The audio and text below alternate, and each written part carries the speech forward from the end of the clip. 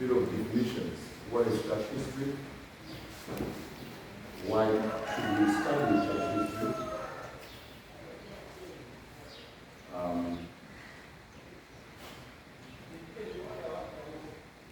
And we looked at the various benefits, various helps we get by studying church history, because really, studying church history is studying the works of God. That's basically what we said yesterday, that history is God's story. He is writing it. Nothing happens by chance, by accident, by coincidence. God organizes and orchestrates it all. And is working it all together for the accomplishment of His purposes. Every small detail is part of a bigger picture of what God is doing and is driving towards a particular direction. That's important to know. It is very comforting to know that, because there's sometimes that we really think like this bus is going to overturn. Yeah? I don't know whether you've been in a situation where you're in a bus in a car and then there's a danger for an accident. I was once in a situation like that, coming from Nairobi down to Mombasa, then the bus veered off the road quite violently, very high speed. Then immediately there was an electric pole. It was facing the electric pole. You had to swap again. We found ourselves in bush. Scary. So what do people in the bus normally do when they find themselves in the street like that? Everybody speaks their mother tongue. And they pray. Because don't say Hi Papa, they'll say, don't say, hey, that's Aja. You want to say Sing Shekwe. There are those who call Mama Yamwe. They're not sure whether they will make it. And sometimes things are like that for the church. Here the city is going through a very rough, tumultuous spell. Even for us as individual Christians, and things don't look like they'll work out very well. But there's a hand guiding it for them. All things work together for those who love the Lord. Somebody has said that history will judge him fairly because he intends to write it. History will judge me fairly because I intend to write it. If you're writing history, you always write it in a way that favors you. And that's what God is doing. He's writing history. And He's writing it in a way that favors His preordained purposes. That's an important thing to bear in mind. Point to that God is the Lord of history. Yeye ndiye Bwana wa historia na itawala yote. Okay.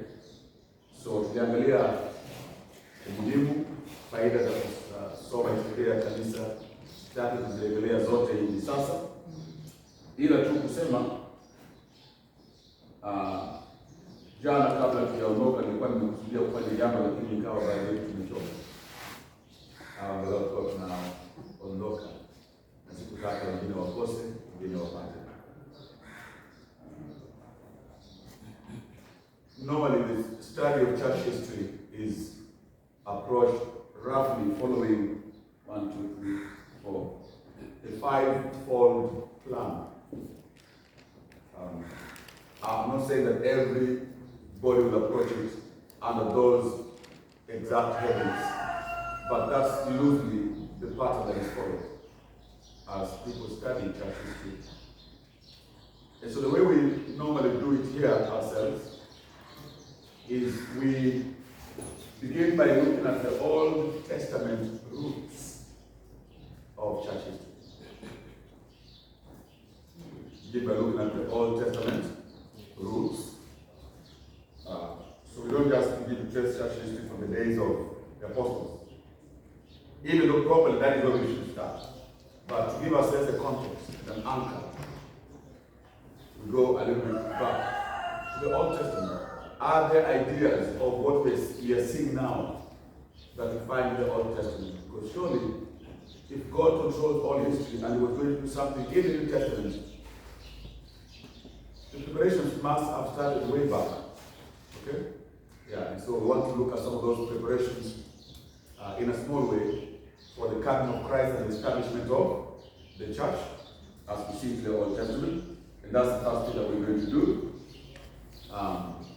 And then secondly, we will look at what we now properly call the period of the early church. The period of the early church. That normally we look at by considering the first century, first 100 years or so of the Christian church. That period always encompasses the coming of Christ, the apostolic times, and perhaps those first successors of the apostles. So we fall in that category as well. So we studied that period. Now I'm telling you this not because I was strictly adhere to those lines, but because I want you to have that structure, in your head. Yeah.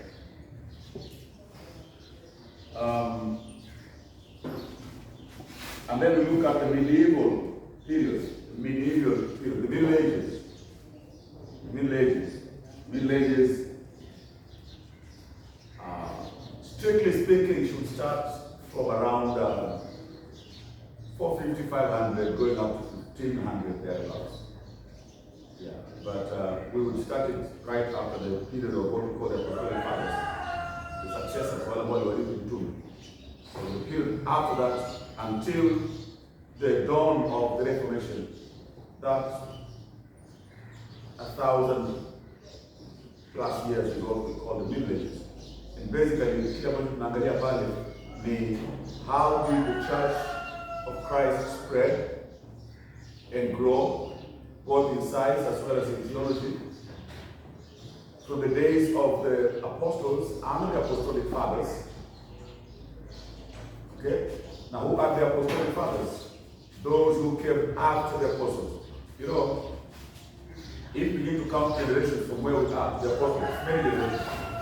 Yeah. So I'm talking about the first generation after the apostles. They're the ones who call the apostolic fathers. We're talking about men like Clement of Rome.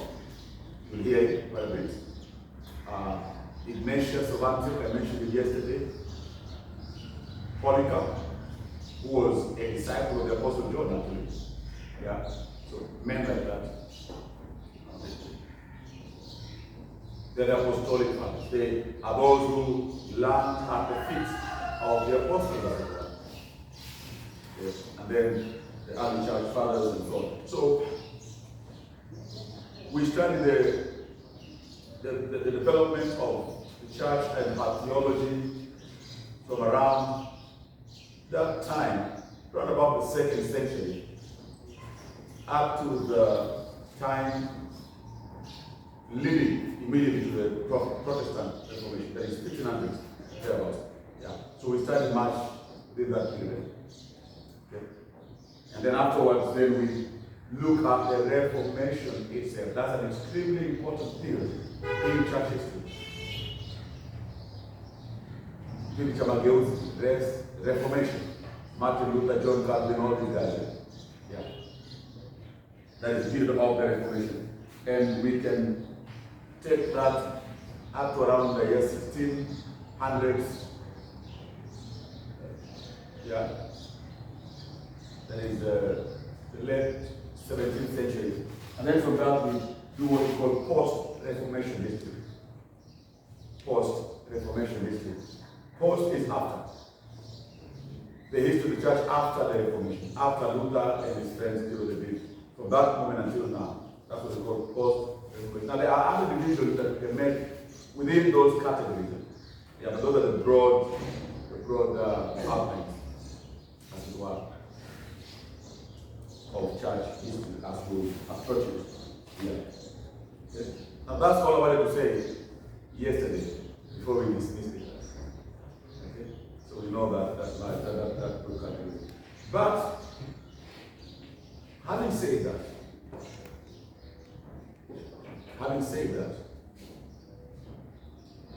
we now come to begin properly looking at our subject this morning.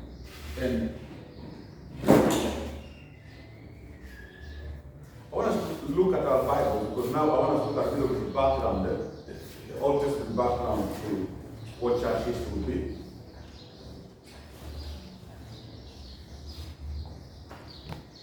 So if you don't mind, please open with me your Bible to the book of Daniel.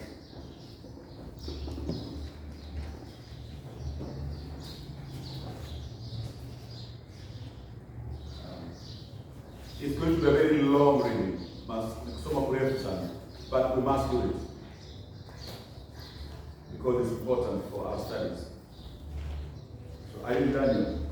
Yes. Chapter 2.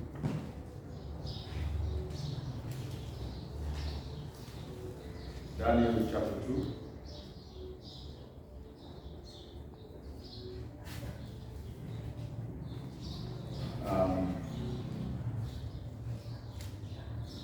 Can we read the whole chapter? Is it possible? Yeah. To read the whole chapter. I want several people to read. There are about 49 verses. Can we get 5 people reading? Yes. One reading verse 1 to 10, 11 to 19.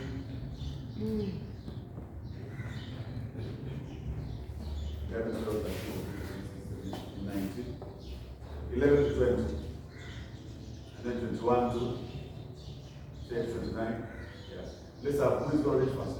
I want first to that. Number 1 to 10. 1 to? You go first. Then you come second. From verse 1. No, he will start from verse 1. And then you will start from verse 11. 20. So who does 21 to, yes, Francis will do 21 to 30. Who does 31 to 40? Margaret. And then who does 41 to 49? Okay. So Milton, Alphonse, Francis, Margaret, Anthony.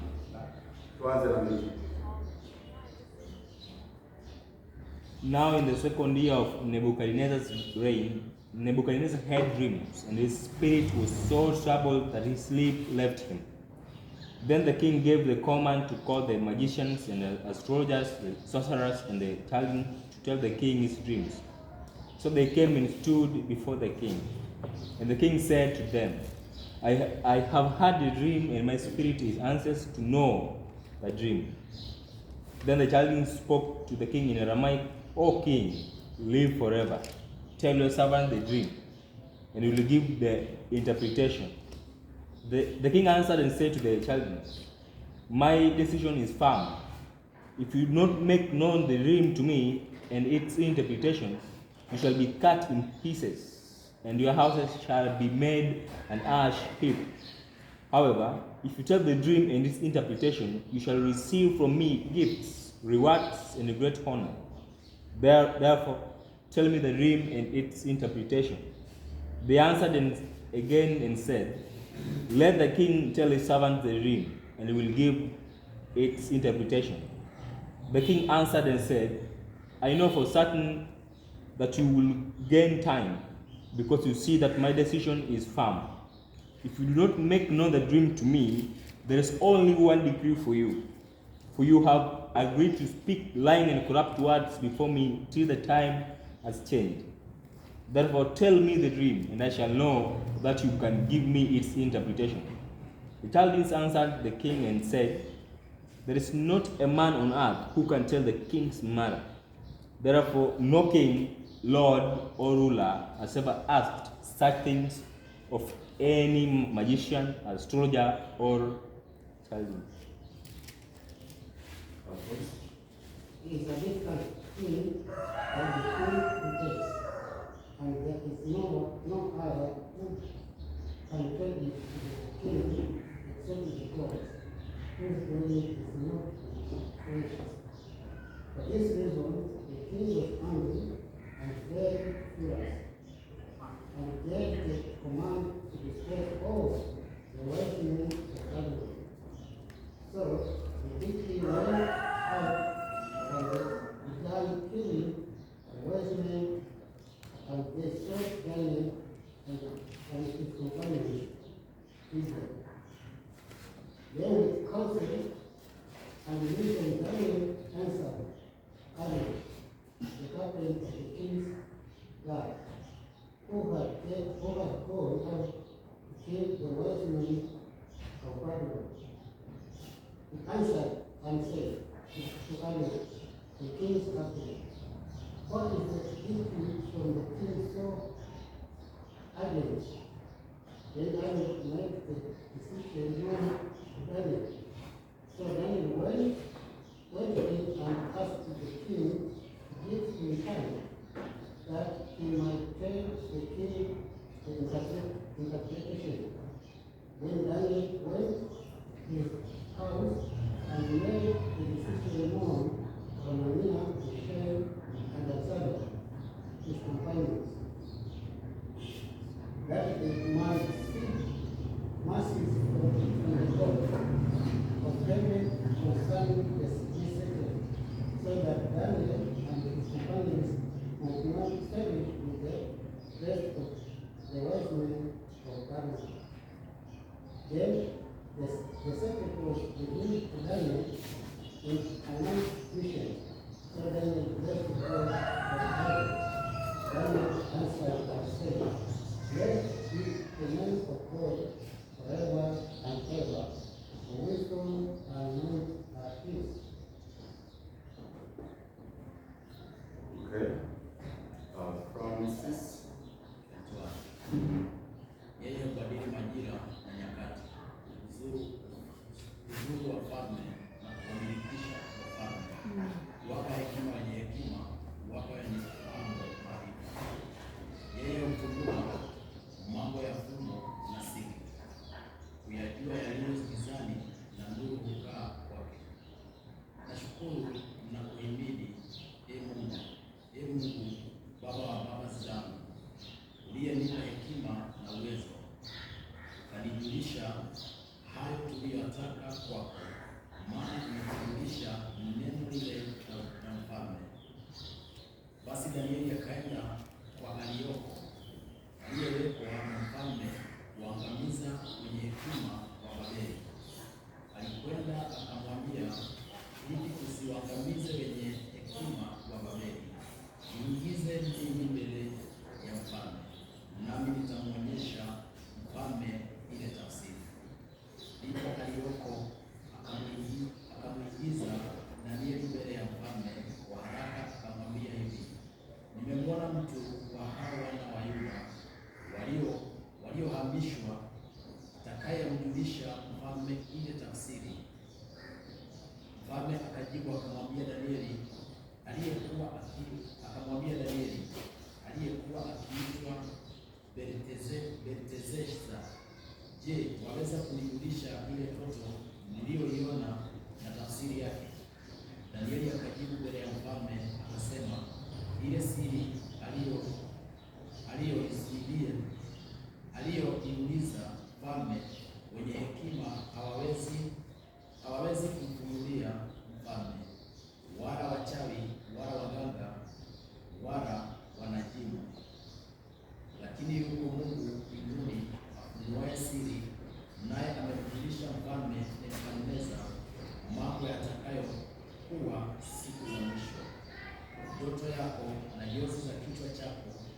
ulizoziona kitandani pako ni hizi. Wewe mfalme, mawazo yako yaliingia moyoni mwako kitandani pako ya mambo yatakayokuwa harafu, na yeye afunuaye siri amekujulisha mambo yatakayokuwa. 30.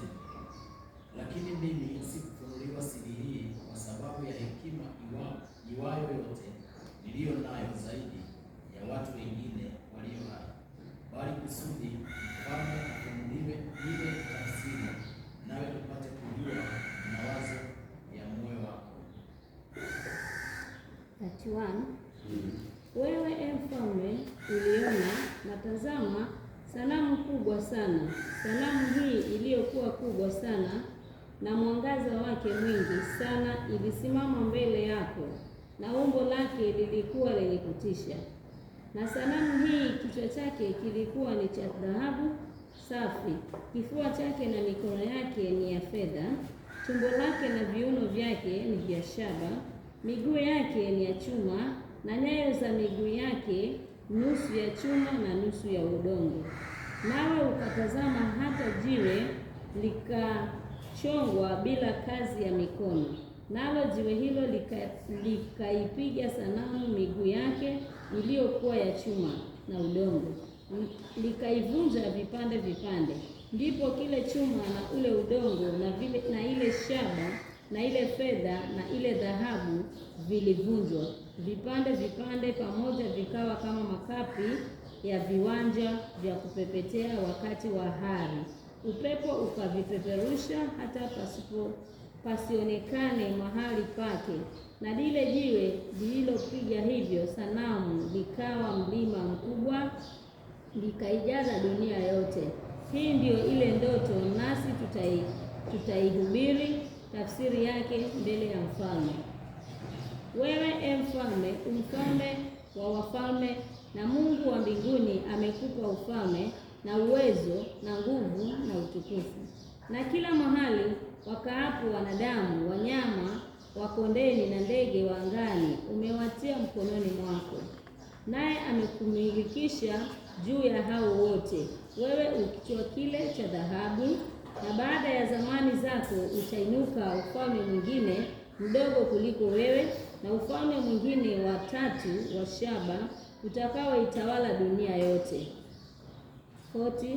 Na ufalme wa 4 utakuwa na nguvu mfano wa chuma, kwa maana chuma huvunja vitu vyote na huvishinda, na kama chuma kiswetavyo vitu hivi vyote, ndivyo utakavyovunja na kusweta. 41. Uliona pia kuwa nyayo ya vidole vya sanamu hiyo ilikuwa nusu udongo wa mfinyanzi na nusu chuma. Hii ina maana kwamba mfalme huo atagawanyika. Ufalme huo utagawanyika, lakini utakuwa na kiasi fulani cha nguvu za chuma, kwa sababu kulikuwa na chuma kilichochanganyikana na udongo wa mfinyanzi. 42. Kama ulivyoona vidole vyake vya miguu vilikuwa nusu chuma na nusu udongo wa mfinyanzi, na hii inamaanisha kwamba ufalme huu utakuwa na nguvu kiasi fulani na udhaifu kiasi fulani. 43. Hii inamaanisha kwamba watawala wa ufalme huu watachanganyikana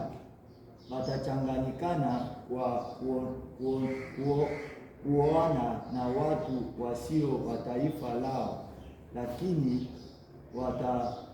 watafaulu kuchanganyikana kama vile chuma kisivyoweza kuchanganyikana na udongo wa mfinyanzi. 44. Wakati wa mfalme hao, Mungu wa mbinguni ataanzisha ufalme ambao hautaangamizwa. watu wengi hawataushinda na kuwatawala ufalme huo, bali ufalme huo utaziponda na kuzikomesha ufalme zilizotangulia, nao utadumu milele. 45. Uliliona jiwe lililongoka lenyewe toka mlimani bila kuguzwa, na jinsi lilivyovunjwa vipande vipande ile sanamu iliyotengenezwa kwa chuma, shaba, udongo wa mfinyanzi, fedha na dhahabu. Mfalme, Mungu mkuu amekufunulia mambo yatakayotukia baadaye. Mimi nimekusimulia ndoto yako ni ya kweli na maana yake ni halisi. 46. Ndipo mfalme Nebukadneza alipoanguka kifudifudi na kumsujudu Danieli na kuamuru kumtolea Danieli tambiko na ubani. 47. Mfalme akamwambia Danieli, hakika Mungu wako ni Mungu wa miungu na Bwana wa wafalme, na ndiye kufumbua mafumbo, kwa sababu umefaulu unifungulia fumbo hili. 48. Kisha mfalme Nebukadneza akamtunukia Danieli heshima kubwa, akampa zawadi nyingi kubwa na kumfanya mtawala wa mkoa wote wa Babiloni na mkuu wa wenye hekima wote wa Babiloni. 49. Danieli akamwomba mfalme, naye mfalme akawaweka Shadraki, Meshaki na Abednego kuwa wasimamizi wa mambo ya utawala ya mkoa wa Babiloni, lakini Danieli akabakia katika chumba la mfalme. You're not tired of doing that. So what another day, he says in Daniel 7. Daniel 7. You will quickly understand why we're reading all those long passages fully. There's 28 verses. I want a quick reader to read all of this. It's a quick reader. Yes. I wouldn't read the Bible, but I heard it.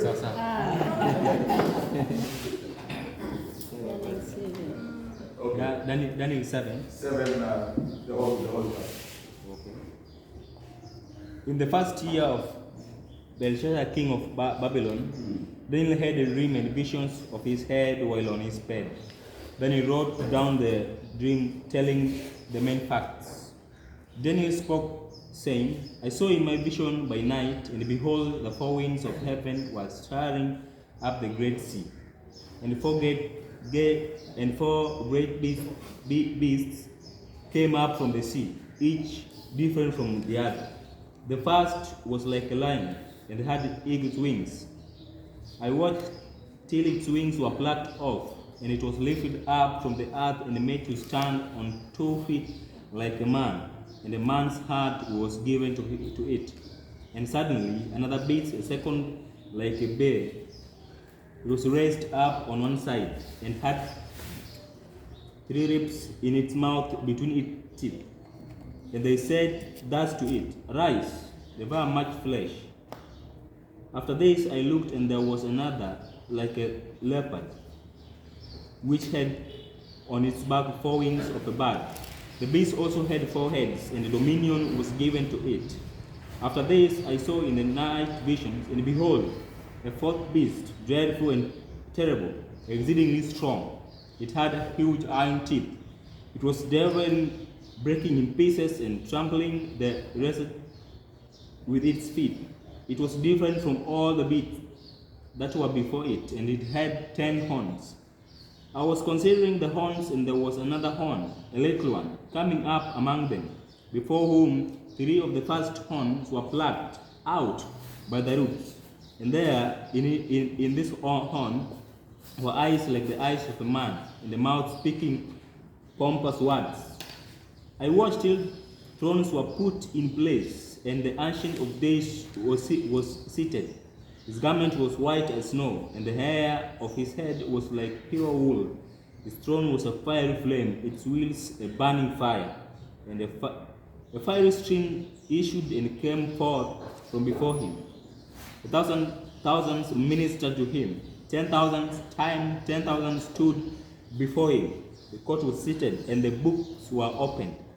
I watched then because of the sound of the pompous words which the horn was speaking. I watched till the beast was slain, and its body destroyed and given to the burning flame.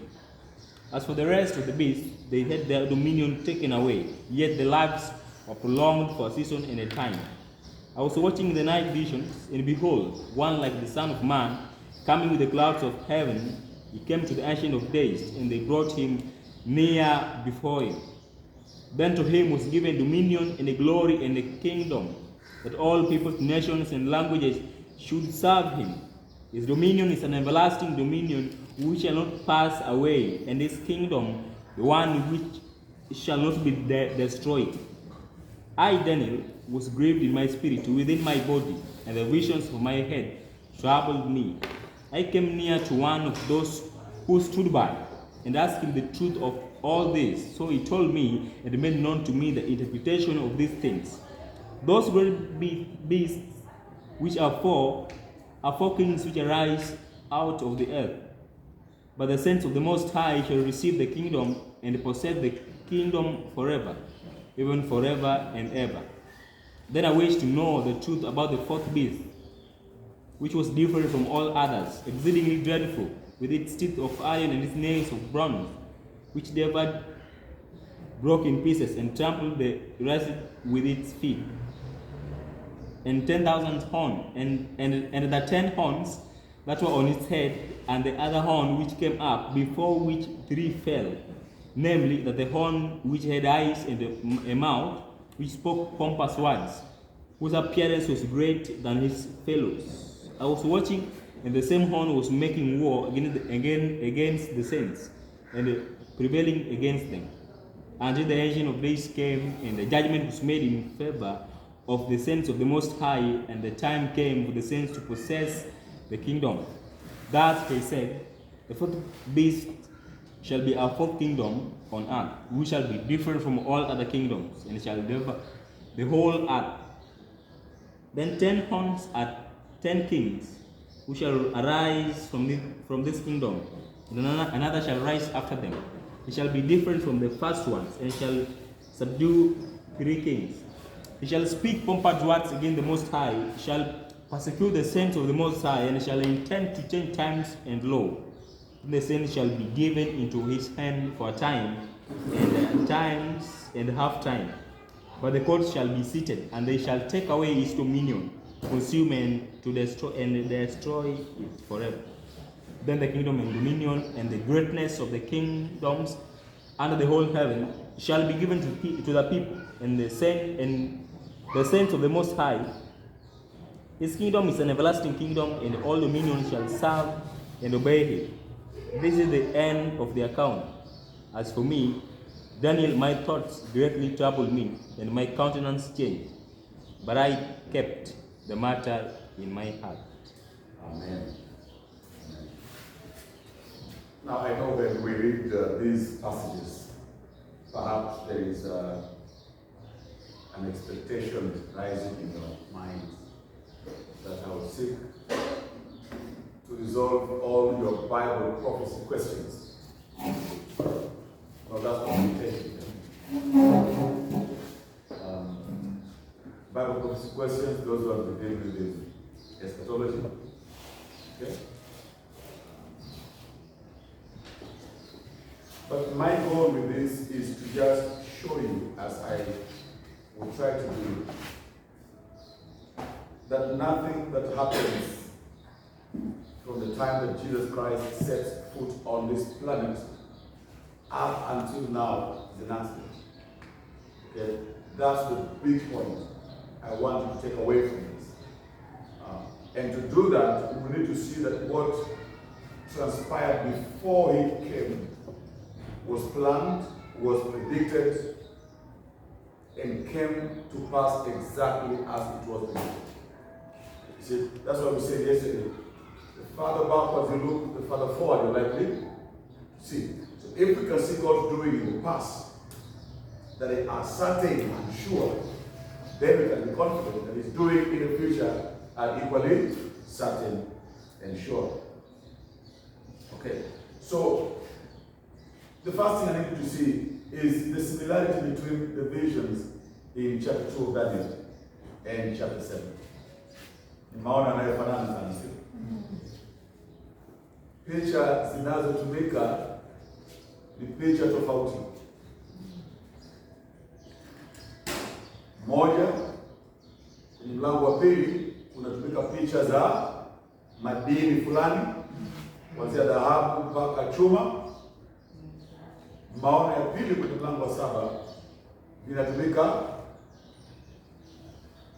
viumbe aina 4 za wanyama, lakini ukisoma zile hadithi zote mbili ni wazi kwamba kinachoashiriwa ni kile kile. Okay? Swala moja limejadiliwa katika njia mbili tofauti. Jambo moja hilo nataka ukaliangalie. Sasa basi, nataka tukaangalia historia ya kanisa kuanzia unabii huu. Manake hapa katika Danieli 2 na Danieli 7 tunaona unabii unaotolewa. Mungu analeta ufunuo mapema sana. Okay? Very, very early.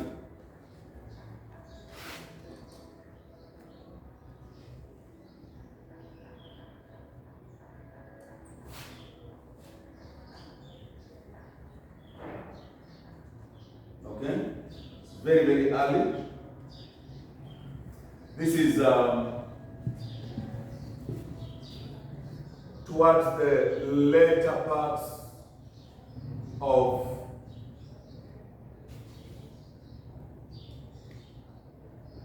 this is the early parts of the 6th century BC, around that time. So we are talking almost 550 plus, maybe 600 years before Jesus came in. Yeah, thereabout.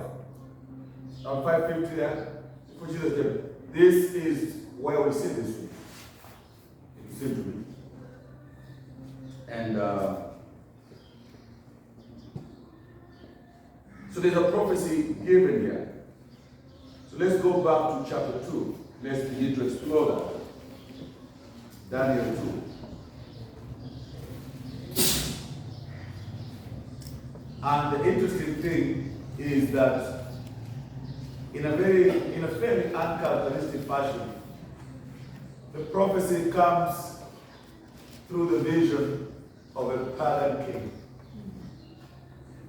It's not that strange. Normally, God gives visions to prophets, and so on.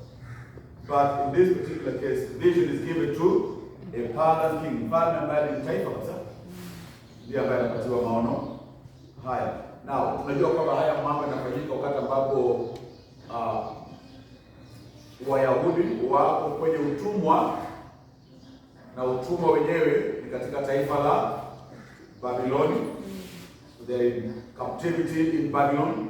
Daniel is one of the captives who went to Babylon.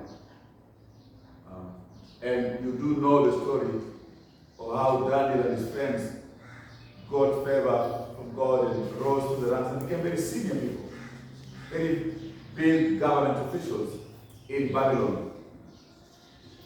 I think it is said of Daniel that he served about 3 or 4 kings from Babylon to the latter parts of, I think, the Middle Persian, something like that.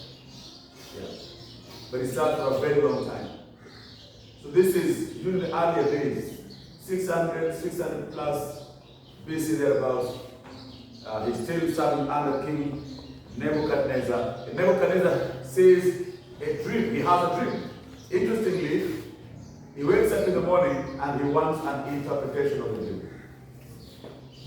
Okay? Now that is what we read. In verse 1.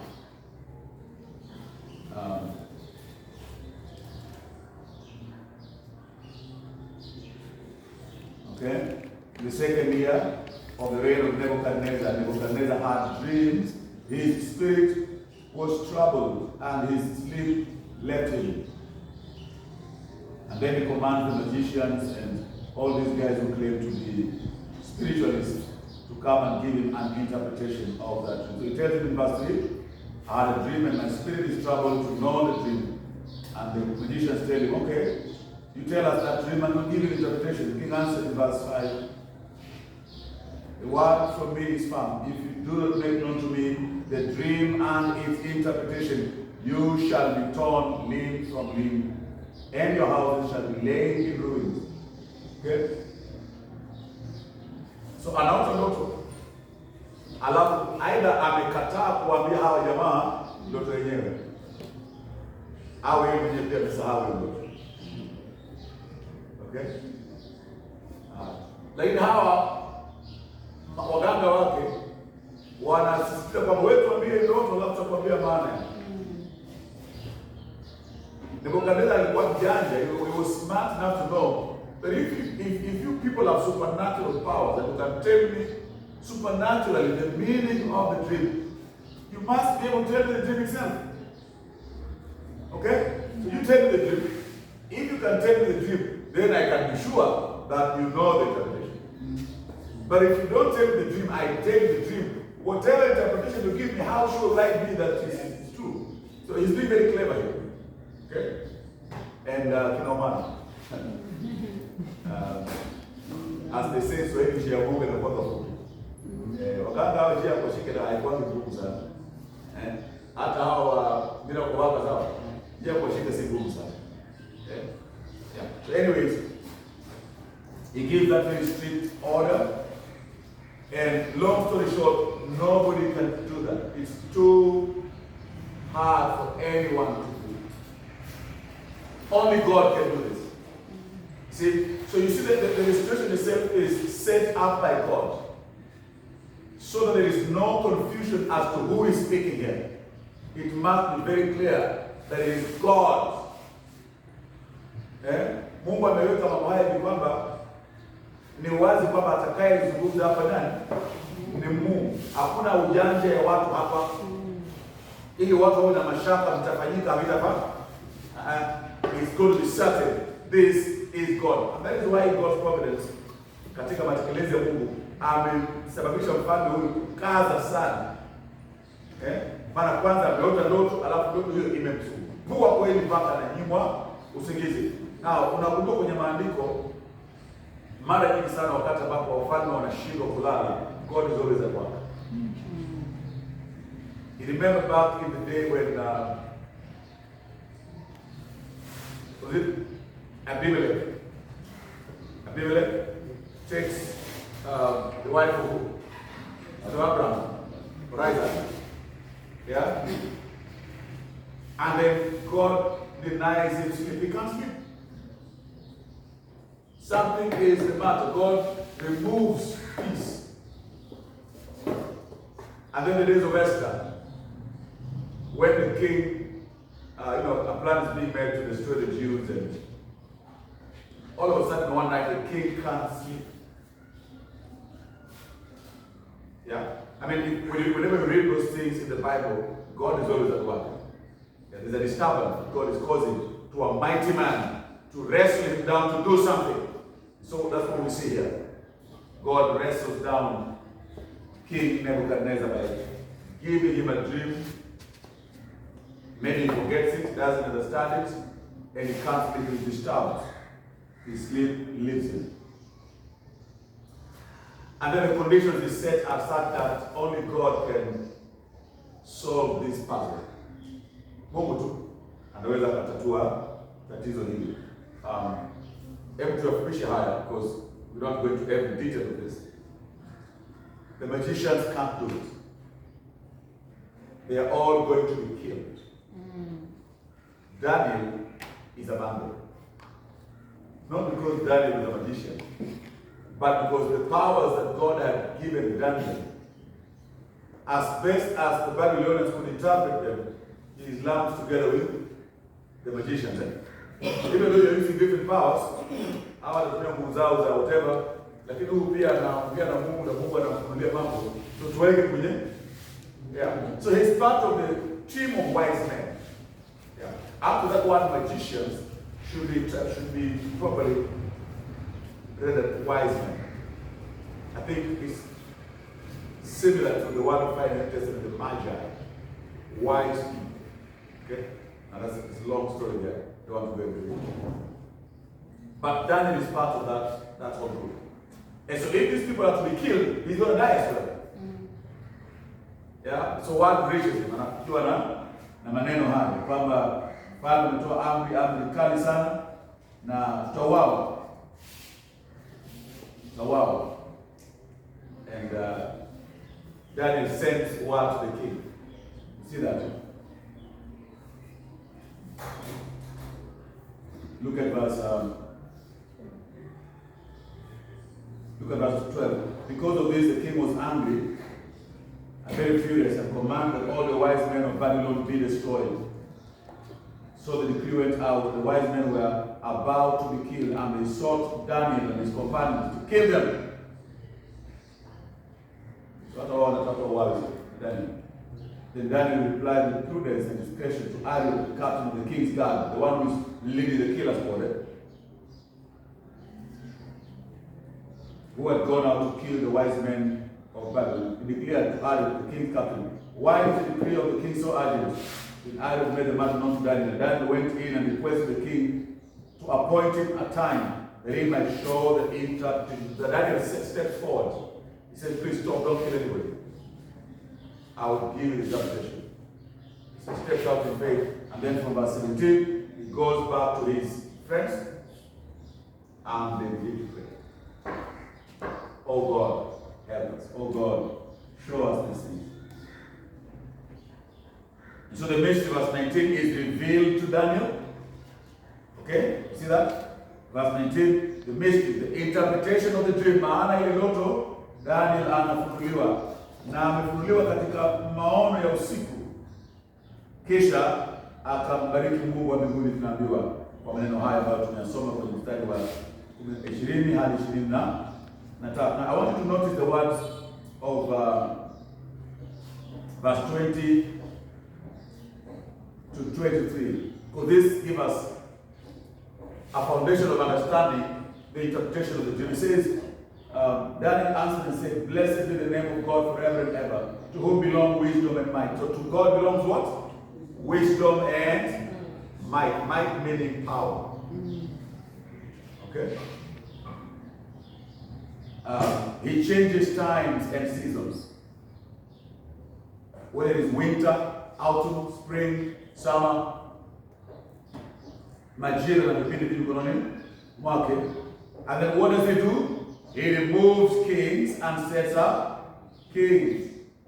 He gives wisdom to the wise and knowledge to those who have understanding. He reveals deep and hidden things.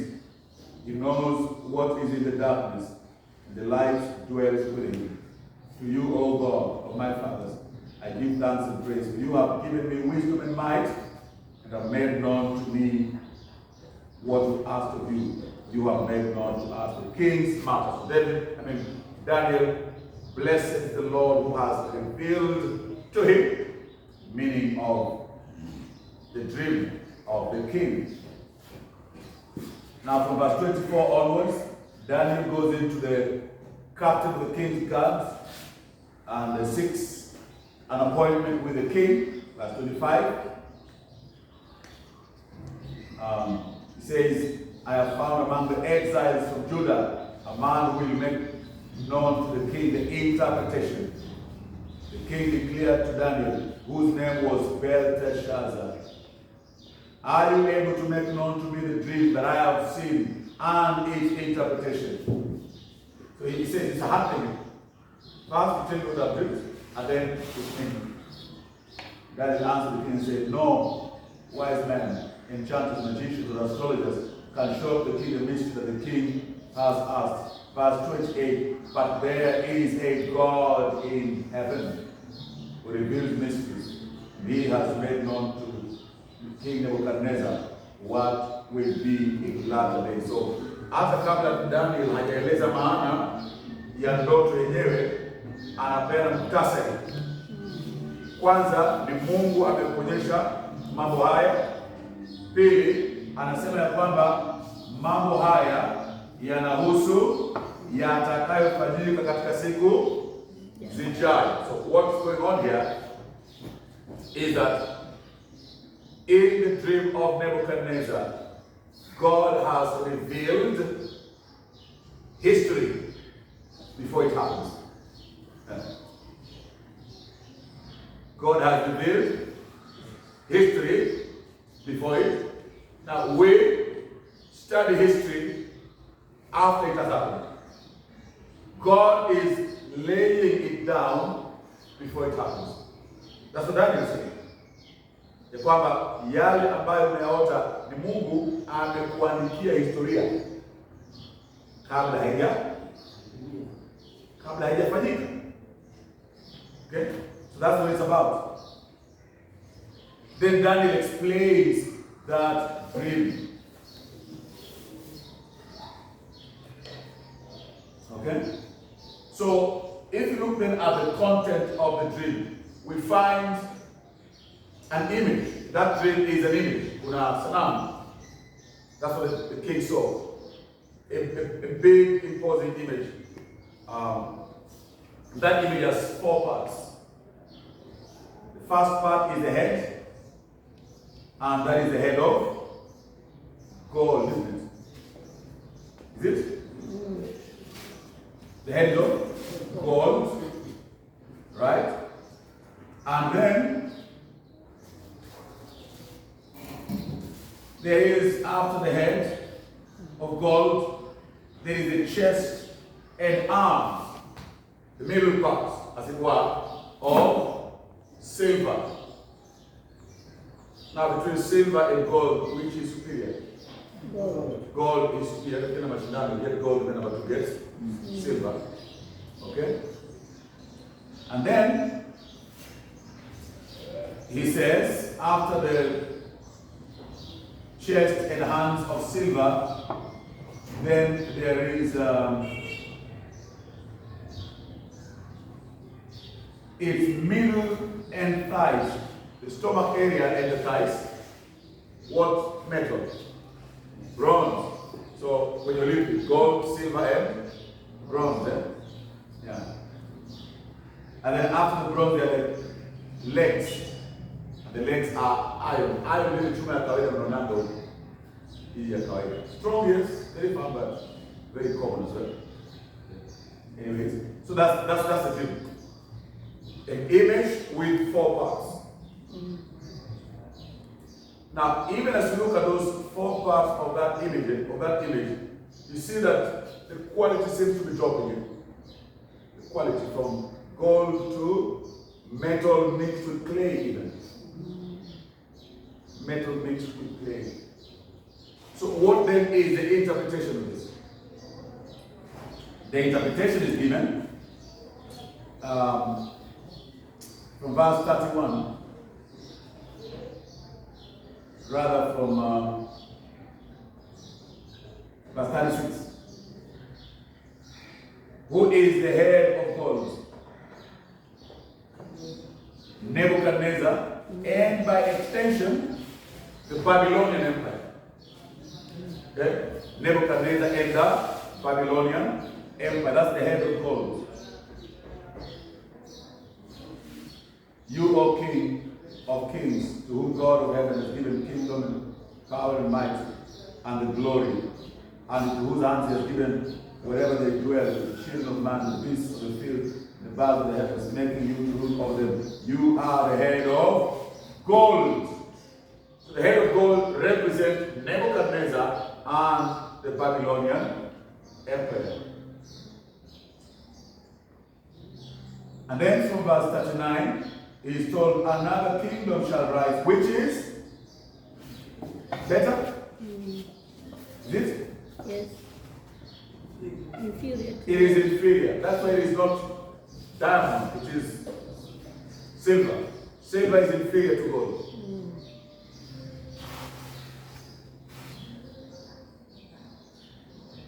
Okay, so another kingdom shall rise, which shall be inferior. We are told.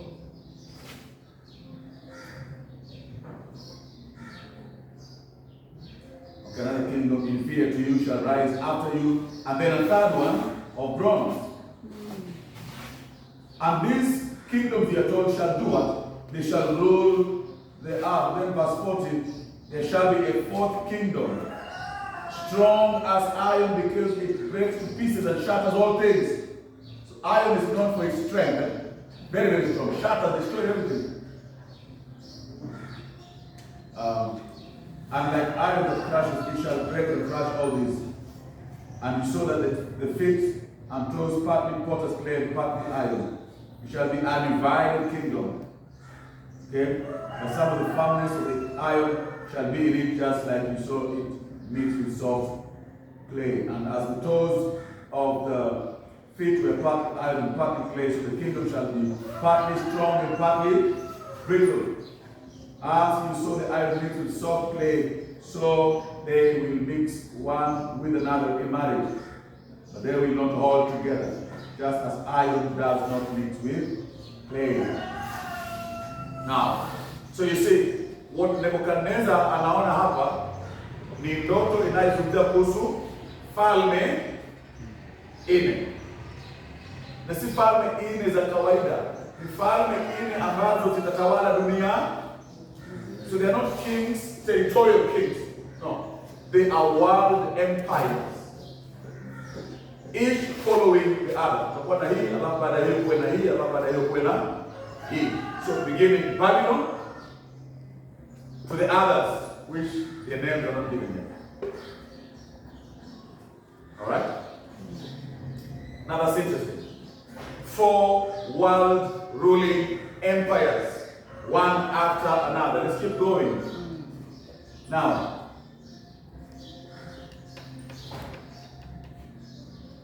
verse 44. And in the days of those kings, the God of heaven will set up a kingdom that shall never be destroyed. Now, interestingly, all these 4 empires, being strong, they all end up being destroyed. They never survive forever. As you look milele, they come, they go, they come, they go, they come, they go, they come, they go. But God, the Bible says that God will set up a kingdom that shall never be destroyed. Nor the kingdom left another people. It shall break into pieces all these kingdoms and bring to an end. And it, this 5th kingdom, so there's a 5th kingdom coming. Kuna ufalme wa tano ambao unakuja. Na tofauti yake ni kwamba hautakuwa ufalme wa muda wa kuja na kwenda kupeana kwa watu wengine, hapana. Ni ufalme unaodumu milele. It shall stand forever. And that is the kingdom that is represented in verse 45. Just as you saw that a stone carved from the mountain by no human hands. So this is not a human kingdom. Husi ufalme wa kibinadamu. And it broke in pieces the iron, the bronze, the clay, the silver, and the gold. It completely shatters all these other kingdoms. A great God has made known to the king what shall be after this. And then he says, the dream is certain. I'm not asking you to take whether or not what I've said is true. I know it is true. That's what it dreams. Na kama ndoto ilivyo kweli kama nilivyosema, na tafsiri yake pia ni hakika. That's what Nebuchadnezzar wanted. To know the certainty of the interpretation by you telling him exactly what he saw. That's what Daniel has done. So what then is the idea here? Hii ndio tunasema nini? Ya kwamba patakuwa na falme nne zitakazofuatana za dunia. baada na zote zitakuwa zinakuja kwa muda zinaondoka, alafu baada ya hapo atakuwa ni ufalme wa tano ambao ni ufalme unaodumu milele. That is in a nutshell the dream of Nebuchadnezzar. Interesting. Now we will return to that one very shortly. But at least you know the dream of Nebuchadnezzar is talking about 5 world empires. 4 passing, 1 permanent. Okay, let's go to Daniel 7. I just want to show you that these 2 visions are speaking about the same thing. That's the whole point. Daniel 7.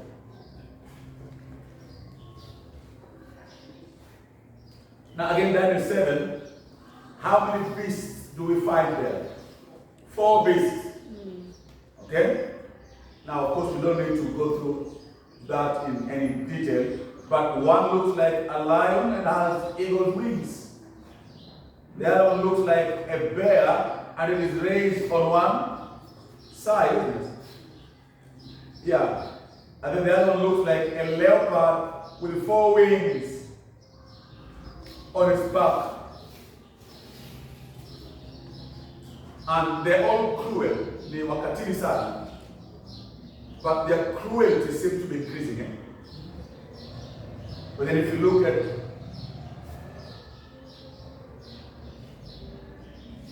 verse 7, another beast arises, terrifying and dreadful and exceedingly strong. It had great iron teeth. It devoured and broke in pieces. Stamped what was left with its feet. It was a crushing beast. It was different from all the beasts that were before it. Now that's an interesting detail. It is a beast, but it is different. It had 10 horns. One horn is going to rise, speaking pompous words. Now, there are 4 beasts. Now, do you see there's a correspondence between the 4 beasts and the 4 metals? Yeah? They represent the same thing. The 4 beasts and the 4 metals represent the same thing. Now, can you look at verse 13 onwards? I saw in the night vision. So now this is Daniel, the other is in the mountain. The other was Nebuchadnezzar, this is now Daniel. Okay? Verse 13. I saw in the night vision, and behold, with the clouds of heaven there came one like what? One like? So after these 4 beasts, Daniel sees one like Son of Man. And he comes to the Ancient of Days and presented himself before him. And to him was given what? Dominion and glory and a kingdom, that all the peoples and nations and languages should serve him. And his dominion is an everlasting dominion which shall not pass away. And his kingdom is one that shall never be destroyed. Very interesting. This looks like that little story, isn't it? That is God's lovings. Yeah. So 4 kingdoms and then a storm. 4 kingdoms and then the Son of Man. Alright? Now, like I said, I don't go into all the details of Bible prophecy and how this portends for end time. All I want to show you is that God reveals to Daniel something very simple. And this is what I want to take away from here. Both chapter 2 and chapter 7. That before the coming of this one who looks like the Son of Man. Before he comes, kabla hajaja patakuwa na falme nne zitakazotangulia kuja kwake. So God is in a sense giving to Daniel a program of what will happen from that time around 600 BC to what will be 4 BC and onwards. Because 4 BC, that's around the time that Christ is born. Okay? So he's given that history of about 400 years. What's going to happen? Actually, not 400, 600 years. Yeah, he's giving something like a 600-year history. Thereabouts.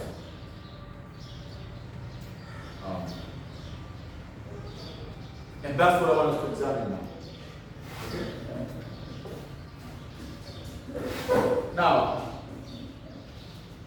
please let's have in our heads that there are 4 world ruling empires before Jesus comes.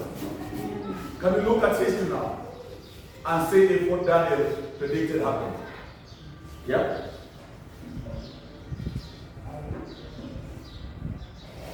Now we do know, tunajua ya kwamba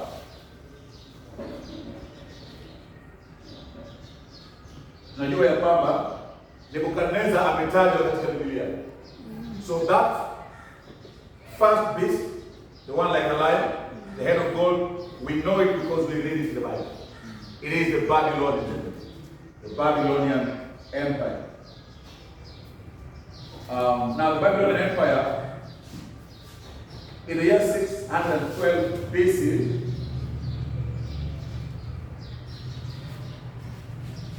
King Nabopolassar of Babylon defeated the Assyrian Empire and sacked its capital of city of Nineveh. It was this victory that began Babylon's period as a world-dominating empire, and the empire's greatest king was King Nebuchadnezzar, who ruled between 605 and 562 BC. Now, tunajua ya kwamba kabla ya Babylon kuwa ufalme unaotawala dunia, palikuwa na ufalme kabla ya hiyo. Ufalme wa Waashuru sio? Ufalme wa Waashuru. Na unajua ufalme wa Waashuru ndio ambao walibeba yale makabila 12 ya kwanza kupeleka utumwani. Remember, when the kingdom was divided, northern and southern kingdom, the northern went into exile first. Who took them there? It is the Assyrians. Because the Assyrians were the world ruling empire at that time. 722 BC, the Assyrians were ruling. Now, we can go back in history and I'll tell you that the Egyptians had ruled before the Assyrians for a very long time. Then the Assyrians overthrew them, and the Assyrians are the ones who took Israel into exile. But the Assyrians themselves were overthrown by the Babylonians.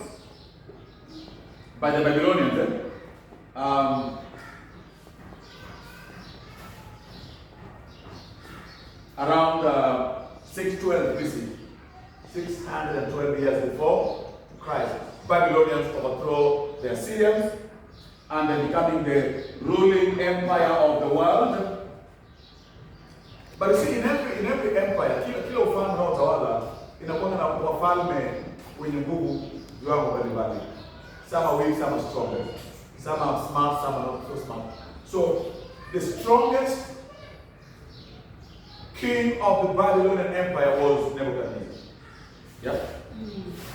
He ruled between 605 and 562. Now 605, this is about the time that the exile of the southern kingdom started. Because the first exile of the southern kingdom happened in 3 phases actually. Ule utumwa wa yale makabila mawili yaliyosalia. Tumesema ya kwamba yale 10 yalichukuliwa na Waashuru sio? Mwaka wa 722. Miaka karibia 200 baadaye, baada ya kwamba Waashuru wamepinduliwa na Wababiloni, mfalme huyu mkuu wa Babiloni ambaye ni Nebukadnezar ndiye atakayechukua haya makabila mawili yaliyosalia kuwapeleka utumwani. Ni utumwa ambao umetangazwa na Yeremia na wale wengine. Okay? So the first wave of exiles were taken out around 604 BC, about a year after Nebuchadnezzar comes into power. 604. But it happened in 3 phases. The last batch happened in 586.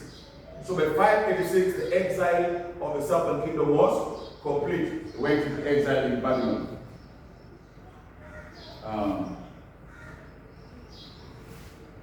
So the inhabitants of Judah were taken into captivity in Babylon, People like Daniel were among them. Yeah? That's how Daniel became the son of the king of Babylon, Nebuchadnezzar, who was taken to exile like that.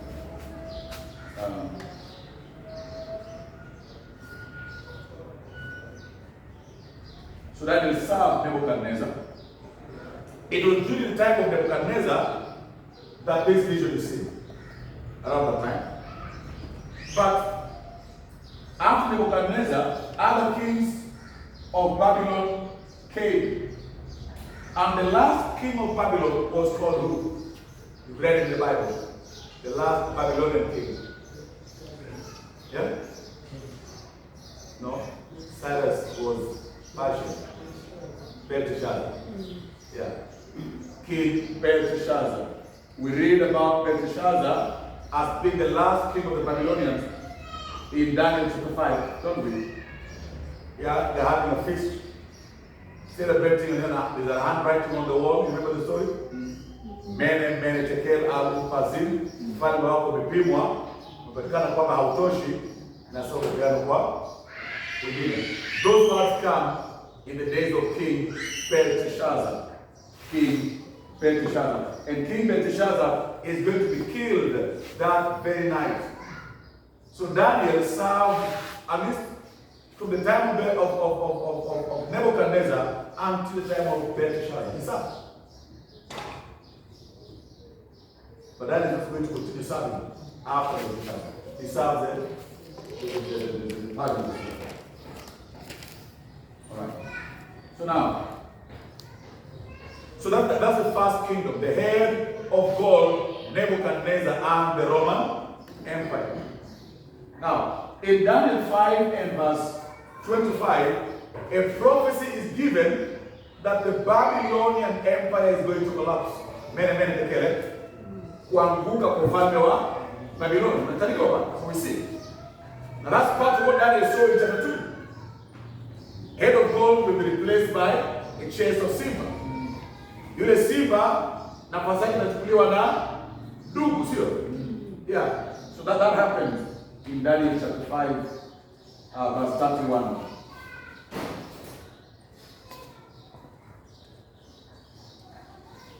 So the second world empire that comes after Babylon is, of course, the Persians. Now the history of the Persians is a very long one. Very, very long one. I can't read all of it. Yeah? But from the days of a man called Astyages, Astyages is Astyages, who became the king of the Medes. The Medes, or Mede, yeah, in the year 585 BC. Cyrus the Great, the one you mentioned, became the king of the Persians around 559 BC.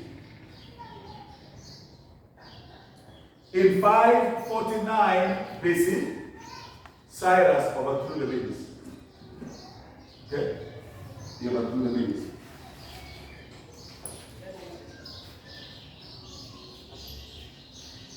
In other words, there were two kings, Astyages and his family. So the Persian Empire, or what we now might call the Medo-Persian Empire, begins to develop, begins to grow.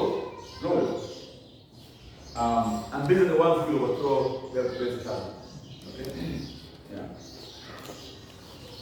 Now, a few important details to learn about the Medo-Persian Empire is that it was probably the strongest empire of the ancient world.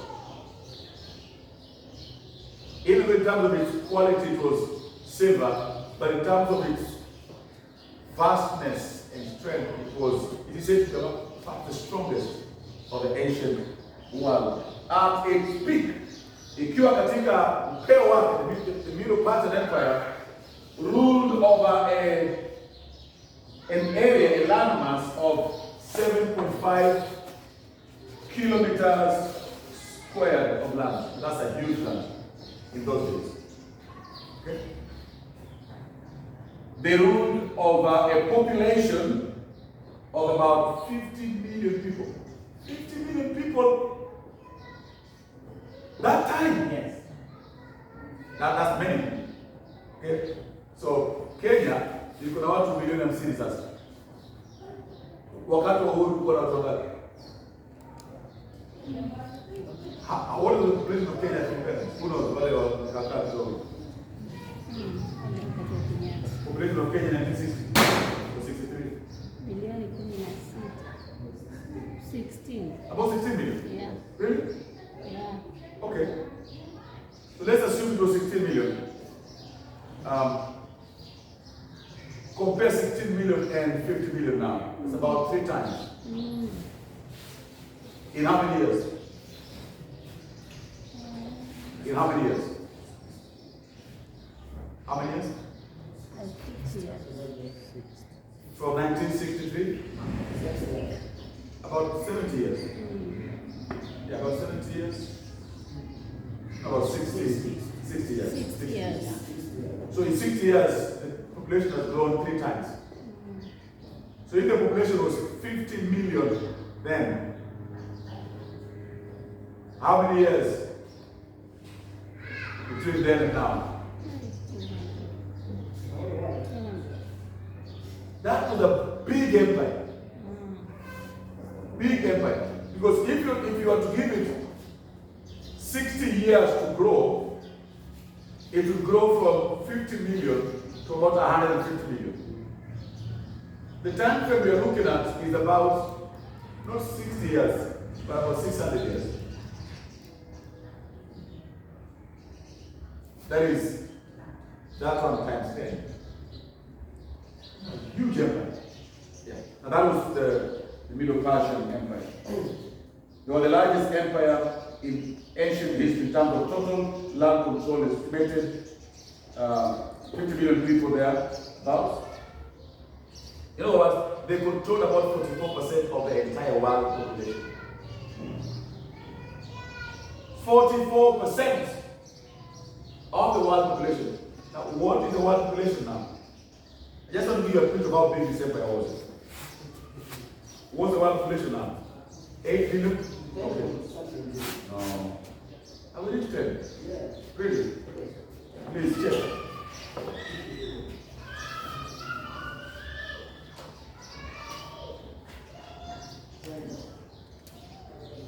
And out.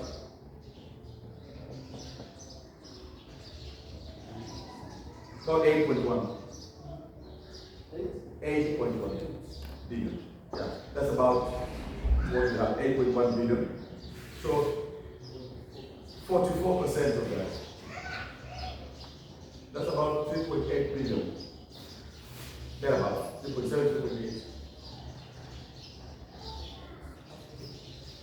That's almost half the entire world. China is not like that. China and India combined our 50 happened. This was a huge empire. Yeah. Anyways, the significant thing about the Middle Persian Empire. Now, let's be clear here. Lile jambo muhimu kuhusu ufalme wa Waashuru kulingana na historia ya Biblia ni kwamba ni wao waliobeba Waisraeli kwenda utumwani. Jambo muhimu na Wababiloni ni kwamba ni wao waliobeba Southern Kingdom kwenda utumwani. Okay? Now, what is the significance of this second world empire mentioned in Daniel? The Middle Persians. The Persians, let's talk about them. They are the ones who began the process of restoring the exiles. Remember King Cyrus? Talked about in Isaiah 2:45. He's a servant of God who will help the Jews get back to their land. So that's important. It is the period of this empire that the Jews began to be were allowed to begin to return to their land. Cyrus the Great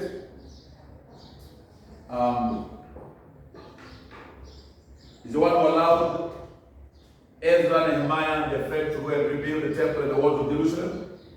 Okay? And so, yeah. But they are the ones who replaced the Babylonians. Now, hold that thought there. After them will come a third world empire. Okay? And the third world empire was which one? You can guess.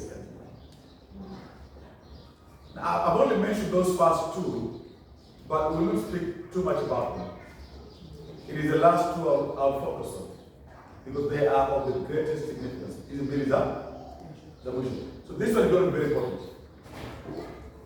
The Assyrians overthrown by the Babylonians, overthrown by the Persians, who are overthrown by who? The Greeks were Greek. Under who? Who was the leader of the Greeks? Alexander the Great. And that's an important figure to what is. Okay. So, Alexander the Great, born in about 356 BC. Alexander the Great, born 356 BC. Alexander the Great dies 323 BC. So he died a very young man, just about 32 years old. Yeah. Now, Alexander the Great was a Greek general, alikuwa jemedari wa Kigiriki ambaye kwa muda mfupi sana, very short time, in a very short time, was able to overrun the Persian Empire. The greatest empire which ever struck the planet was overrun in a very short time by Alexander the Great. Okay?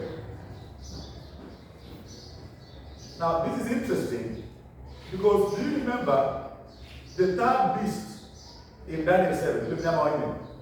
Anafanana leopard. He is like a leopard, but he has wings. What does that tell you?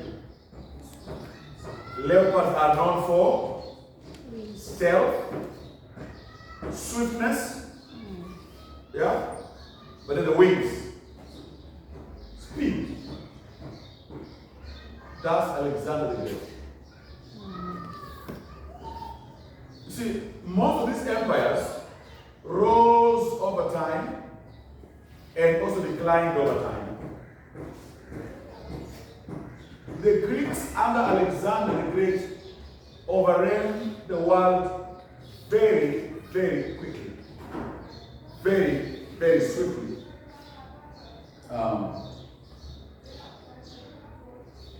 In just a very few years, he had moved to as far as India, and he brought the entire known world under his control. The swiftness of a leopard with the speed of the wings of a bird. Yeah. That's Alexander. So you see, Daniel saw him, and Nebuchadnezzar saw him.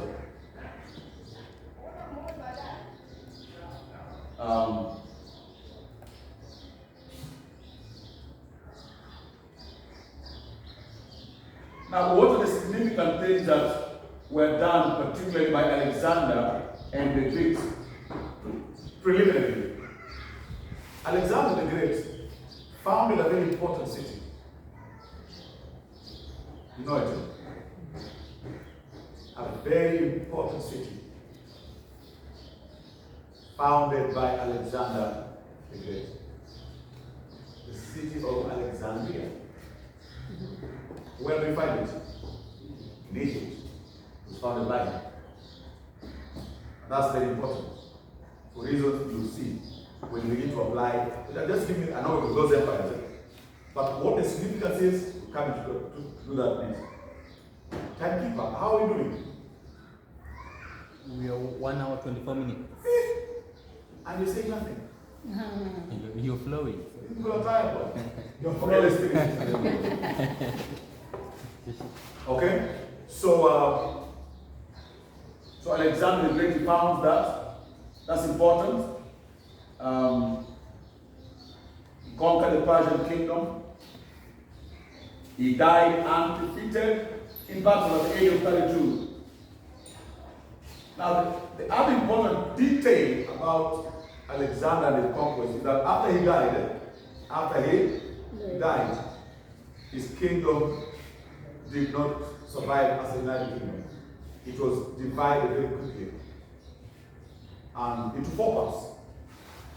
Divided into 4 parts. Do you remember that beast again? Yeah? How did it look? Let's go back to the leopard.